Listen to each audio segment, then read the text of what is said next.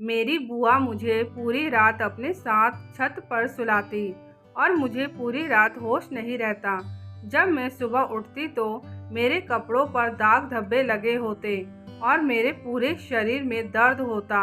बुआ के पास कुछ दिनों से पैसे भी बहुत ज़्यादा आ रहे थे, जबकि बुआ कोई काम नहीं करती थी। एक दिन मैंने अपनी बुआ का दिया हुआ दूध नहीं पिया। उस रात मैं होश में थी। मैं सोने का नाटक कर रही थी। उसके बाद जो मेरे साथ हुआ, मेरे सर पर आसमान टूट पड़ा। मेरा नाम शीतल है। मैं अपनी मम्मी और बुआ के साथ रहती थी। मम्मी सिलाई का काम करके हमारा घर चलाती थी। बुआ और मैं कुछ नहीं करते थे। मैंने जब से अपना होश संभाला था, मैंने बहुत ही गरीबी की ज़िंदगी देखी थी। मम्मी ने मुझे एक सरकारी स्कूल में डाल रखा था। मुझे पढ़ाई का बहुत शौक था, इसलिए मैं दिन रात अपनी पढ़ाई करती रहती थी। लेकिन मम्मी चाहती थी मैं उनके साथ सिलाई का काम सीख लूं, ताकि अगर कभी ज़िंदगी में बुरा वक्त आए तो मैं भी अपने आप को संभाल लूं। मम्मी हमेशा परेशान सी रहती थी। मम्मी को मैंने हंसते हुए बहुत ही कम देखा था, क्योंकि हम लोग काफ़ी पैसे वाले थे। पापा ने मम्मी के नाम पर बहुत कुछ करके रखा था। हमारे घर में नौकर चाकर आगे पीछे घूमते रहते थे। मम्मी ने कभी भी कोई काम नहीं किया था, लेकिन आज मम्मी को मजबूरन पैसों के लिए कपड़ों की सिलाई करनी पड़ती थी। पापा के गुजर जाने के बाद पापा के भाइयों ने मम्मी के नाम पर जितनी भी जायदाद थी, सब अपने नाम पर करवा लिया और हम दोनों माँ बेटी और हाँ, मेरी एक बुआ है, उनको घर से बाहर निकाल दिया। मम्मी इसलिए भी परेशान रहती क्योंकि बुआ की शादी की उम्र हो चुकी थी, लेकिन हमारे पास बुआ की शादी करने के लिए बिल्कुल भी पैसे नहीं थे। उल्टा बुआ घर के किसी भी काम में हाथ नहीं लगाती थी।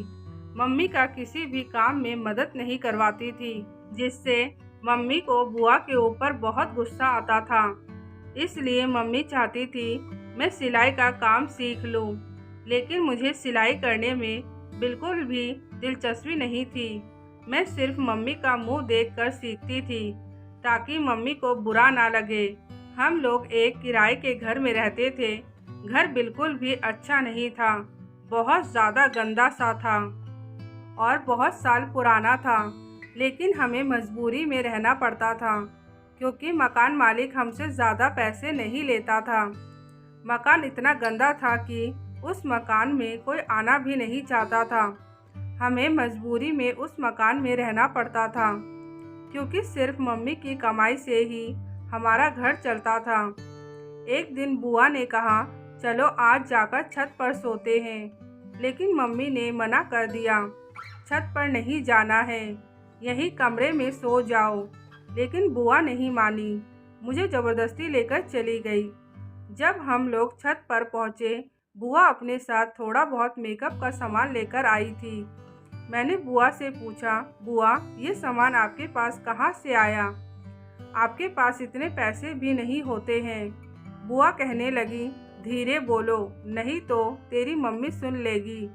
बुआ कहने लगी, मैं तेरा मेकअप कर देती हूँ। मैंने कहा, मुझे मेकअप शेकअप नहीं करवाना है, मुझे मेकअप वगैरह अच्छा नहीं लगता है, और वैसे भी अभी तो मैं बहुत छोटी हूँ। लेकिन बुआ नहीं मानी, ज़बरदस्ती मेरे फेस का मेकअप कर दिया।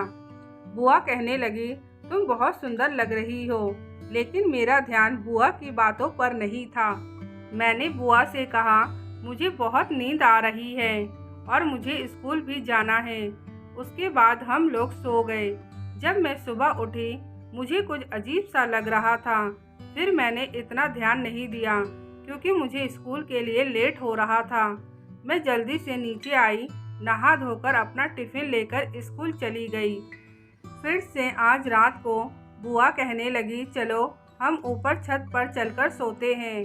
मैं मान गई, क्योंकि छत पर ठंडी ठंडी हवा चल रही थी, जिस कारण नींद बहुत अच्छी आ जाती थी। हम दोनों जब छत पर गए, आज भी बुआ अपने साथ में मेकअप का सामान लेकर आई थी और उन्होंने ज़बरदस्ती मेरा मेकअप कर दिया। उसके बाद मैं कब सो गई मुझे पता भी नहीं चला। जब मैं सुबह उठी तो मेरे शरीर में दर्द हो रहा था और मुझे कुछ अजीब सा लग रहा था। मैंने सोचा जब मैं नीचे सोती हूँ तब मैं रात को 1 से 2 बार बाथरूम के लिए ज़रूर जाती हूँ, लेकिन ऊपर छत पर सोती हूँ तो एक बार सोने के बाद सीधा सुबह उठती हूँ। फिर मैंने सोचा शायद ऊपर मौसम अच्छा होता है इसलिए आँख नहीं खुलती है। उसके बाद मैं स्कूल चली गई। अब रोज़ ऐसा ही होने लगा। बुआ रोज़ मुझे छत पर लेकर जाती और वहीं पर सुलाती। अगर किसी दिन मम्मी मना करती तो मुंह बनाकर बैठ जाती, जिस कारण मम्मी कहती अच्छा ऊपर जाकर सो जाओ। उसके बाद बुआ खुश हो जाती।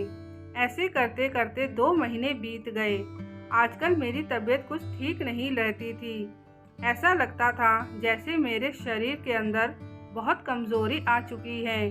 मैंने अपनी मम्मी को बताया, मम्मी मुझे बहुत कमज़ोरी सी लगती है।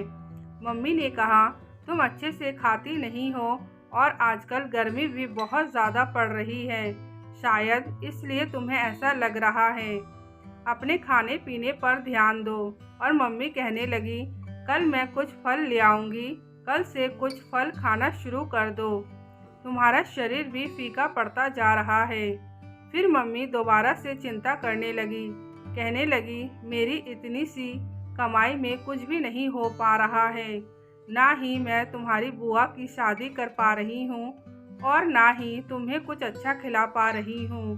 कहाँ तुम महलों में पैदा हुई थी और कहाँ तुम्हें इस बेकार से घर में गुजारा करना पड़ रहा है। आज जब बुआ दोबारा कहने लगी कि चलो छत पर चलते हैं, मैंने मना कर दिया। मैंने कहा मेरी तबीयत कुछ ठीक नहीं है, मैं छत पर जाकर नहीं सोऊंगी, मैं मम्मी के साथ रहूंगी। बुआ मुंह बनाकर दूसरे कमरे में चली गई। मम्मी ने कहा जाने दो उसको, तुम आओ मेरे पास आकर सो जाओ।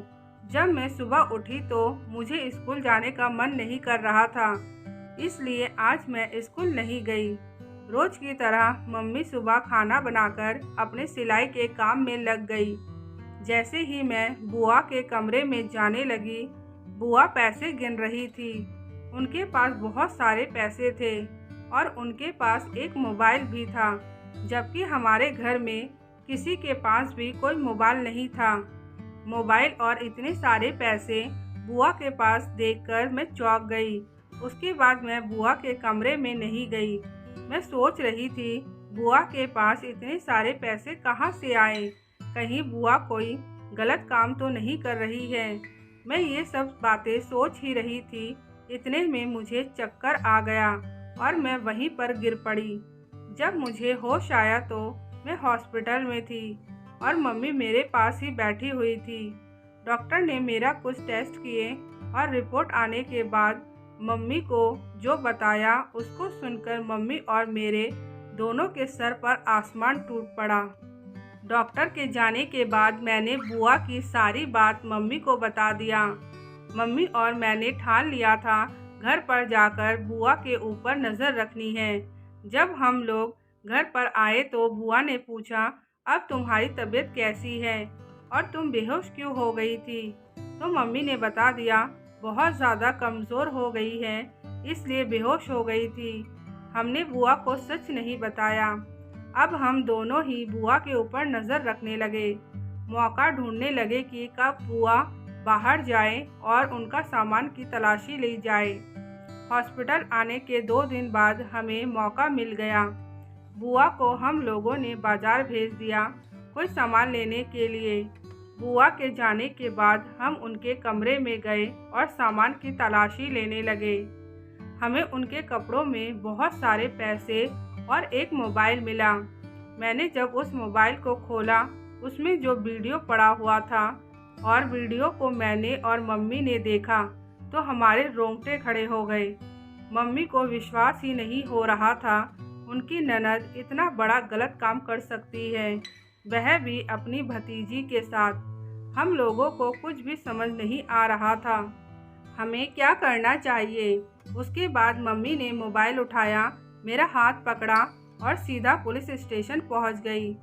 पुलिस वालों को मम्मी ने सब कुछ बता दिया और मोबाइल में जो वीडियो पड़ा हुआ था वह भी दिखा दिया। पुलिस वाले मेरे बुआ को पकड़ लिया और पुलिस स्टेशन पर लेकर आए। पुलिस वालों ने उनसे पूछा, तुमने इतना बड़ा गलत काम क्यों किया? तो मेरी बुआ कहने लगी, मैं पैसों की तंगी से बहुत परेशान हो चुकी थी, इसलिए मैंने अपनी भतीजी के साथ यह सब किया।